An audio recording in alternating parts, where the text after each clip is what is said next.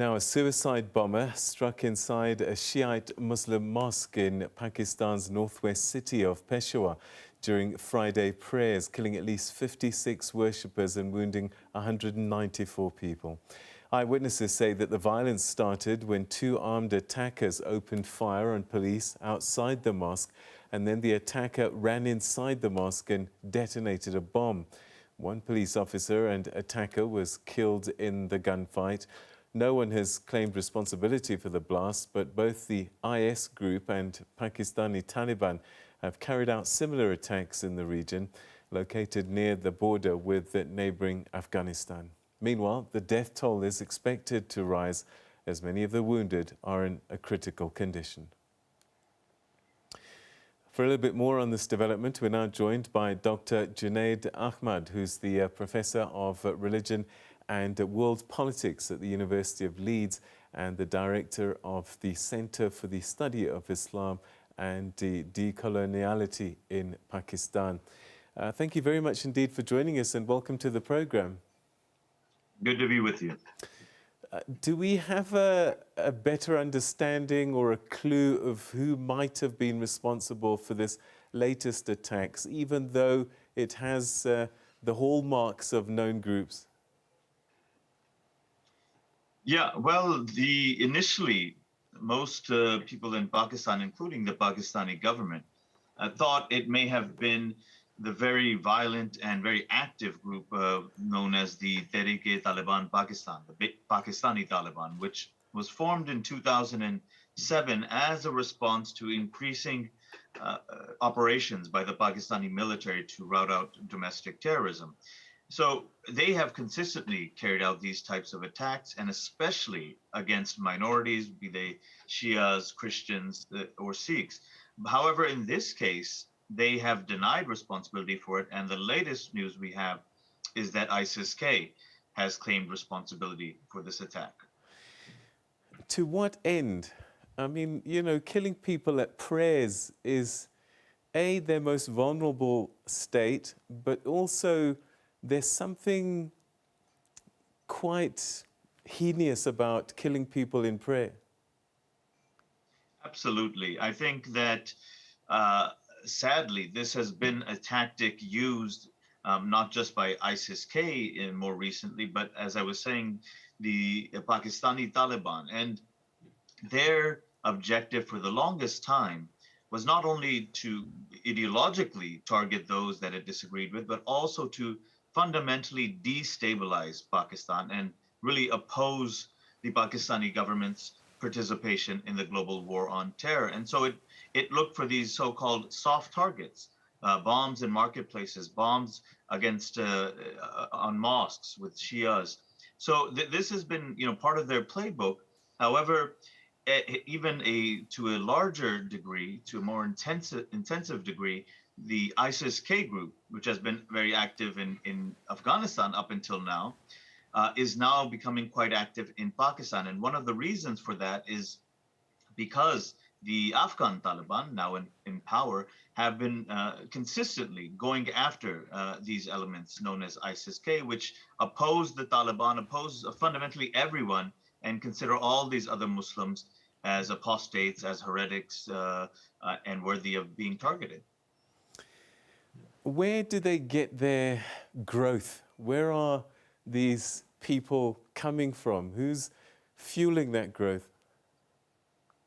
Well, we know that obviously ISIS generally has emerges, in the early, around 2011, 12, and then more picks up in 14.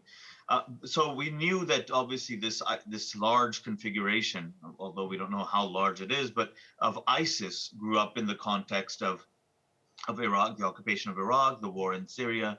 And so and we know that they held a lot of territory. But I think that what has happened now is that because of their losses in Syria and Iraq, they have now fled down to Afghanistan and made somewhat of a base there. Now, we don't know exactly who is facilitating this. We do know, however, that some of these forces have been used by various powers to destabilize places. And so, for example, in Afghanistan, when it was pretty clear that the Taliban was going to take power, these folks somehow got more and more empowered. So we're not really sure where their funding is coming from and where their recruitment is coming from either.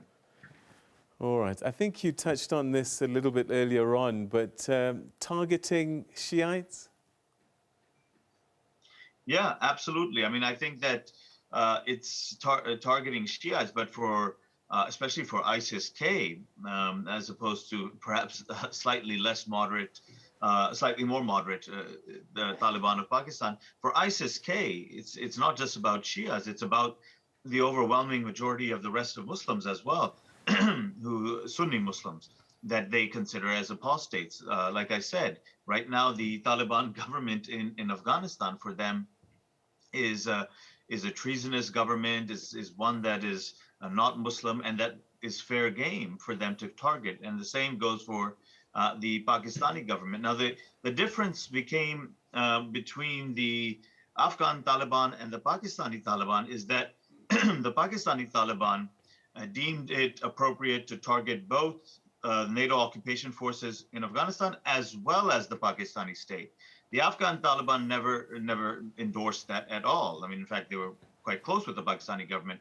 And so we see this conflict still today, where the Pakistani government is demanding that the Afghan Taliban crack down on many of these elements in Pakistan that have now sought refuge in Afghanistan.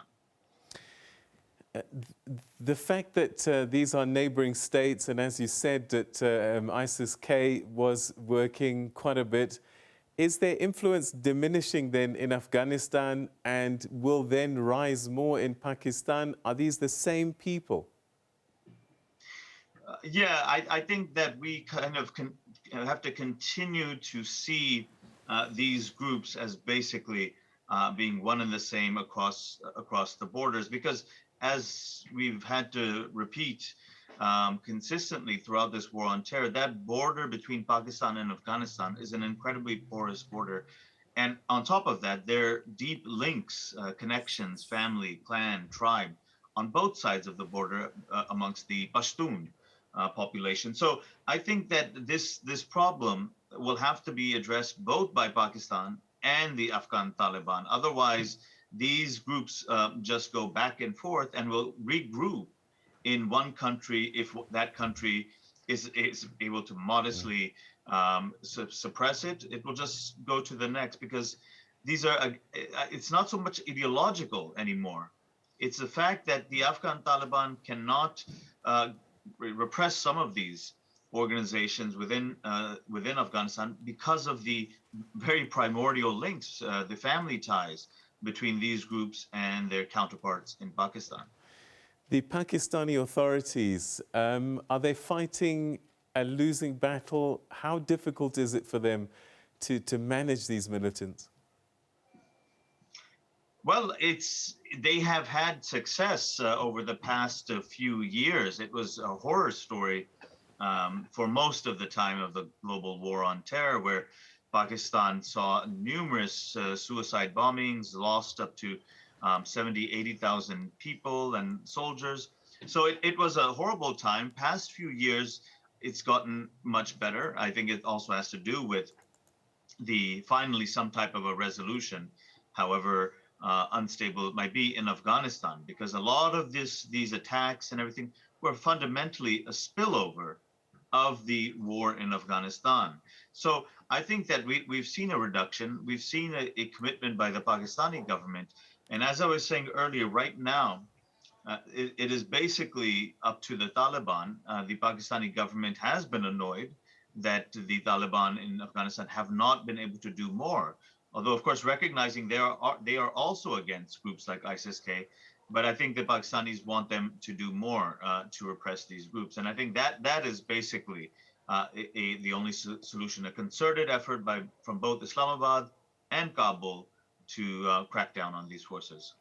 All right, so we've talked about the militant groups. What about the religious groups themselves? Are there tensions between Sunnis, Shiites on top of all of this?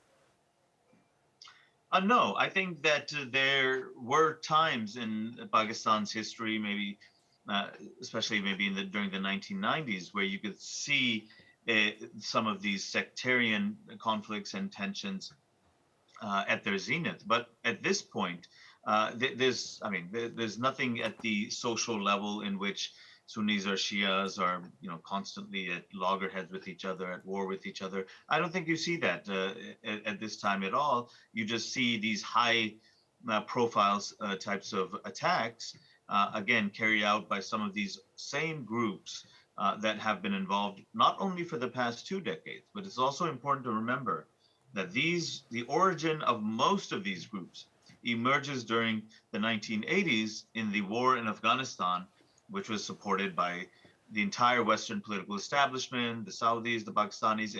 So the emergence of these kind of very radical groups owes its source to the war in the 1980s.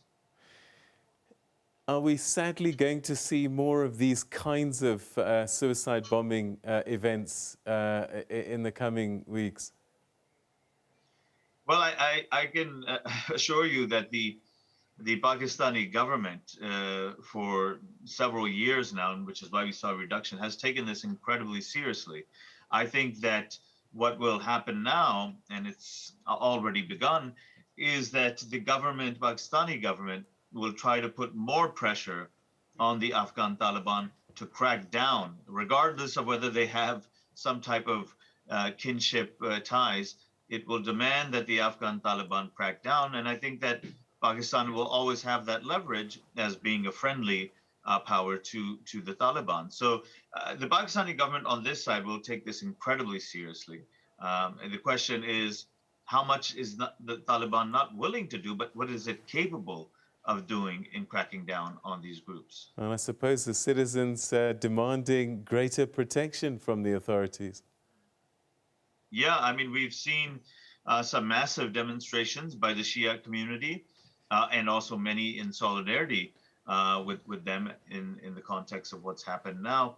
So I think that the positive part about not just this, but in recent years, particularly the last 2-3 years, is that a wide variety of religious leaders, including the major kind of religious leaders of Sunnis in Pakistan, have all condemned these types of actions. Whether it's this, whether it was earlier targeting of a Sri Lankan in one of the cities in Pakistan. So I think they are consistently now coming out and rejecting this and understand, and the Pakistani public understands, that this is basically due to these militant groups who at this point feel like they really don't have any job remaining, since the war in Afghanistan has technically been over, and then carry out these high profile attacks as more from weakness than from strength. Dr. Junaid Ahmad, we're going to have to leave it there, but thank you so much indeed for joining us. Your insights greatly appreciated. Thank you.